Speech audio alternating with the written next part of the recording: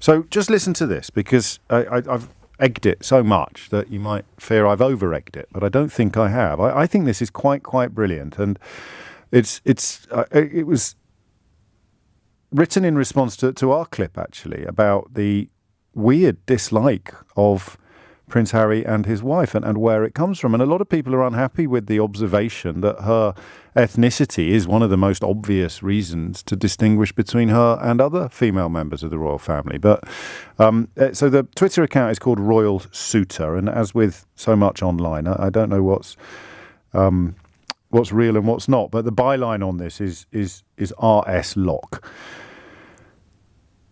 Pay attention. This is really important. It's only a 3-minute read, and I'll share it with you now, because I felt pennies dropping as never before when I read this. So we'll start at the top again. I might do my Jackanory voice for this. All right, I won't. Imagine a society founded on a class structure with the brackets white, close brackets, and the brackets are important, British royal family at the top as determined by birth and by blood, right? Don't have to imagine it, that's what we've got. It's not a matter of opinion, that's a matter of historical fact. A biracial woman enters the top of the pyramid by marriage, negating both the birth and blood requirements society had previously been told were preconditions. Because she lacks those prerequisites, she's considered unworthy. Because she's proud of her own heritage and regards herself as equal to others at the top of the pyramid, she's considered ungrateful. The town criers called out from the lower tiers of the pyramid, "I've never met her, but I look at her and I don't think I'd like you in real life," said one. "We Brits prefer true royalty to fashion royalty," proclaimed another. These are direct quotes from prominent columnists and commentators. Shouts of "she just doesn't speak our language" came whistling on the wind. But at the top of the pyramid, the cries were met with silence. So she's under attack in some fairly horrible ways, and they expected perhaps to get some support and protection from the boss, or even the brother. Were they too far away from it? Were they too disconcerted to know what to reply? Or did they use the cacophony from below to muffle the echo of their own whispers as they murmured the same things? The loudest gossip monger was impossible to ignore as he oafishly admonished her to go back to America. There was a brooch, I think, worn by one of the royals at an early meeting with the Duchess of Sussex, which I should double check the facts before I describe it. But have a look yourself. After years of being told that she was unworthy and ungrateful, the newlywed took the crier's advice and returned from whence she came.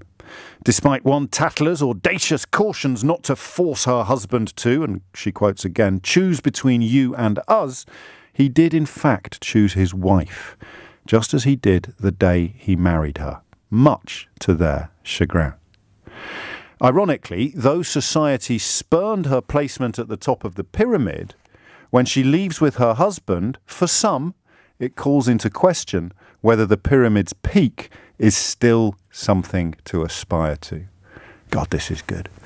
Whether those at the top are truly elite. Whether blood and birth really are prerequisites. Their departure is considered a rejection of the pyramid as a construct, thus a rejection of the society itself. For others, it was a necessary repudiation and confirmed that just as they suspected, she was NOCD, which translates as not our class, dear. And remember, the Duchess of Cambridge took an awful lot of jip for A, not being an aristocrat, and B, having a mother who had once worked as an air hostess, but she towed the line and fitted in. Final paragraph. Still, that wasn't enough. For society to maintain order, she must be reclassified and her elite status conferred by marriage removed. but the society is trapped in a conundrum. Her husband and their children are at the top of the pyramid by birth and by blood. Now, I'd remind you, this was written before today's announcements about patronages and honorary military appointments being removed from the Duke and Duchess. Her husband and their children are at the top of the pyramid by birth and by blood. Removing titles, military honours, and patronages won't remove her from the top of the pyramid. The only thing that will reclassify her is to remove her from her husband. And the society has been working diligently, though unsuccessfully, to that end since the day they learned that Harry and Meghan were a couple. Do you know,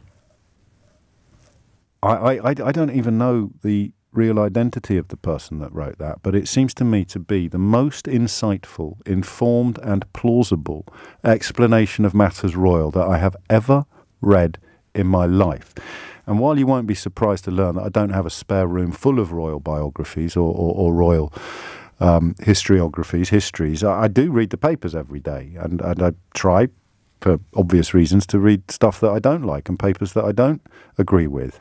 And I have never read anything even half as good as that. Partly because it makes absolutely perfect sense. Partly because it retrospectively explains so many things that I have been baffled and confused by. Indeed, it was inspired, that little piece, by the phone-in we did on Monday, asking what on earth is it that she's supposed to have done wrong? And partly because it's so prescient. Remember, this was written on Monday. Today is Friday. I don't think that qualifies as a scoop either while we're here. But that was written on Monday. Today is Friday. It has literally just been announced that the Duke and Duchess of Sussex are to lose their honorary military appointments and royal patronages. And this was written 5 days ago. Removing titles, military honours and patronages won't remove her from the top of the pyramid. The only thing that will reclassify her is to remove her from her husband. And the society has been working diligently, though unsuccessfully, to that end since the day they learned that Harry and Meghan were a couple. I think, and obviously my natural immodesty pains me slightly to say this, I think that's among the most powerful words you've ever heard on this programme. It's absolutely brilliant. And I'm not sure that you can argue with a single syllable of it. James O'Brien, the renowned talk radio host known for his penetrating social commentary, recently shared what he considers the most nuanced and insightful analysis of Prince Harry and Meghan Markle's tumultuous relationship with the British media. His highlighted commentary cuts through the sensationalist noise, exposing the deeper systemic issues of racism, media manipulation, and institutional prejudice that have characterized the royal couple's public narrative. By drawing attention to this particular perspective, O'Brien demonstrates his characteristic ability to elevate complex social discussions beyond mere tabloid gossip, challenging listeners and readers to examine the underlying power dynamics and structural inequities that shape public discourse about race, privilege, and media representation. The Royal Rift, a media-driven narrative of conflict and separation. The saga of Prince Harry and Meghan Markle represents a seismic shift in royal dynamics, punctuated by their dramatic withdrawal from the traditional monarchical framework and subsequent global media scrutiny.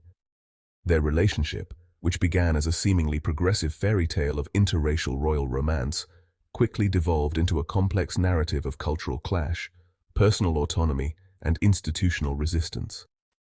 The British and international media transformed their personal journey into a relentless soap opera, dissecting every statement, interview, and public appearance with an unprecedented level of intensity. From Meghan's entry into the royal family as a biracial American actress to their explosive interview with Oprah Winfrey, the couple became symbolic figureheads of generational change, challenging long-standing royal protocols and exposing deep-rooted institutional tensions that had previously remained carefully concealed behind palace walls. O'Brien's unfiltered insight, decoding the Harry and Meghan narrative. James O'Brien, a prominent voice in British media known for his razor-sharp commentary, has emerged as a critical interpreter of the complex dynamics surrounding Prince Harry and Meghan Markle's public narrative. Drawing from his extensive experience in media analysis, O'Brien's perspective carries significant weight, offering listeners and viewers a nuanced understanding that transcends tabloid sensationalism. His commentary cuts through the noise, highlighting the deeper societal implications of the royal couple's high-profile departure from traditional monarchical expectations. O'Brien's unique ability to dissect media representations and underlying power structures provides a compelling lens through which audiences can better comprehend the intricate personal and institutional tensions at play in the Harry and Meghan saga, revealing not just a royal story, but a broader commentary on race, privilege, and contemporary media dynamics. The profound commentary that captivated James O'Brien. In a revealing moment, O'Brien highlighted a particular piece of commentary about Prince Harry and Meghan Markle that he considered the most penetrating analysis he had ever encountered. The commentary, which O'Brien described as extraordinarily nuanced, delved beyond the sensationalist headlines and tabloid narratives, offering a complex examination of the couple's public struggles and personal motivations.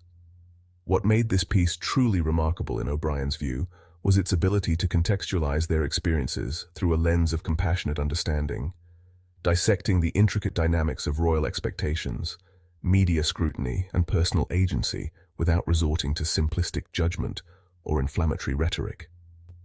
The author's profound insights seem to unravel the multiple layers of complexity surrounding Harry and Meghan's very public departure from royal life, presenting a narrative that was simultaneously empathetic and intellectually rigorous, which resonated deeply with O'Brien's own approach to understanding complex human stories. The media storm unpacking O'Brien's provocative royal commentary. O'Brien's commentary on Prince Harry and Meghan Markle ignited an immediate and intense media firestorm, with reactions ranging from passionate support to vehement criticism. Social media platforms erupted with heated debates as public commentators and royal watchers dissected every nuance of his remarks. News outlets across the United Kingdom and internationally picked up the story, amplifying the discussion and creating multiple narrative threads about the underlying tensions between the Sussexes and the traditional royal establishment. Talk radio shows in particular saw unprecedented call-in volumes, with listeners passionately arguing about the validity and implications of O'Brien's insights. The discourse quickly transcended mere celebrity gossip, evolving into a broader conversation about media representation, racial dynamics, and the complexities of modern royal life, demonstrating how a single commentary could spark such widespread and multi-layered public engagement. The royal rift understanding Harry and Meghan's perspective. From their perspective, Prince Harry and Meghan Markle view the ongoing media discourse as more than just public commentary, but a deeply personal narrative that challenges their lived experience and autonomy. Their strategic decision to speak candidly through platforms like Netflix documentaries and Harry's memoir Spare reflects a deliberate attempt to reclaim their own story, pushing back against what they perceive as systemic misrepresentation by traditional media and royal institutions. By choosing transparency and vulnerability, they've sought to contextualize their struggles, highlighting the psychological toll of constant scrutiny and the complex dynamics of royal family relationships. Their narrative isn't just about defending their choices, but about asserting their right to define their own identity beyond the restrictive expectations of royal protocol and media sensationalism. The Windsor fracture: royalty, media, and modern transformation. The ripples of Harry and Meghan's departure extend far beyond their personal narrative, striking at the very heart of the British royal family's carefully constructed public persona.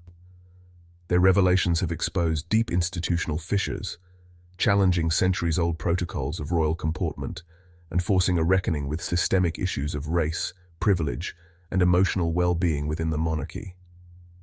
Beyond the palace walls, their story has sparked a broader societal dialogue about generational expectations, mental health awareness, and the evolving dynamics of public figures' personal boundaries. The cultural impact resonates globally, not merely as a royal soap opera, but as a profound examination of power structures, media representation, and the human cost of institutional silence. What emerges is a watershed moment that questions traditional hierarchical systems and champions individual agency over inherited expectations, signaling a transformative shift in how public institutions are perceived and held accountable. The media's lens navigating truth in royal reporting. In the complex landscape of contemporary media, royal coverage surrounding Prince Harry and Meghan Markle exemplifies the profound challenges of objective journalism. News outlets consistently wrestle with presenting balanced narratives while simultaneously navigating intense public fascination and deeply entrenched narrative biases. Reputable journalism demands a nuanced approach that transcends sensationalism, requiring reporters to critically examine their own perspectives and resist the temptation to reduce complex human experiences to simplistic, polarizing storylines. By prioritizing context, multiple viewpoints, and rigorous fact-checking, media professionals can move beyond reactive reporting and provide audiences with substantive, thoughtful analysis that respects the genuine complexity of personal and public narratives. The Royal Rift. Speculation and potential reconciliation. The future of Prince Harry and Meghan Markle's relationship with the royal family remains a delicate and unpredictable landscape, fraught with tension, yet holding a glimmer of potential reconciliation. Despite the public fallout and scathing revelations in their numerous media appearances, there exists an underlying hope that time might soften the sharp edges of their current estrangement. The complex dynamics suggest that while the immediate prospect of healing seems remote, the familial bonds, particularly those connecting Harry to his father King Charles and brother Prince William, could ultimately prove stronger than the current discord.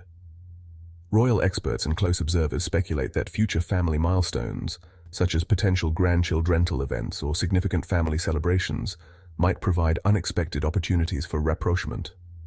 However, the deep-seated grievances aired in their Sussex-driven narrative of institutional dysfunction and personal hurt will require significant emotional labor and mutual vulnerability to truly bridge the current divide. The Royal Rift media, narrative, and public understanding. Reflecting on this complex narrative surrounding Prince Harry and Meghan Markle reveals profound insights into contemporary media dynamics and social discourse. The saga fundamentally exposes how public narratives are constructed, deconstructed, and weaponized, often obscuring genuine human experiences beneath layers of sensationalism and institutional prejudice. What emerges is a critical understanding that media reporting is rarely neutral, but instead a complex interplay of systemic biases, individual perspectives, and commercial imperatives. The broader implications suggest we must develop more nuanced, empathetic approaches to understanding public figures, recognizing their humanity beyond reductive headlines and tribal allegiances. Ultimately, this story transcends the royal family, serving as a microcosm of larger societal conversations about power, representation, and the delicate balance between personal truth and public perception.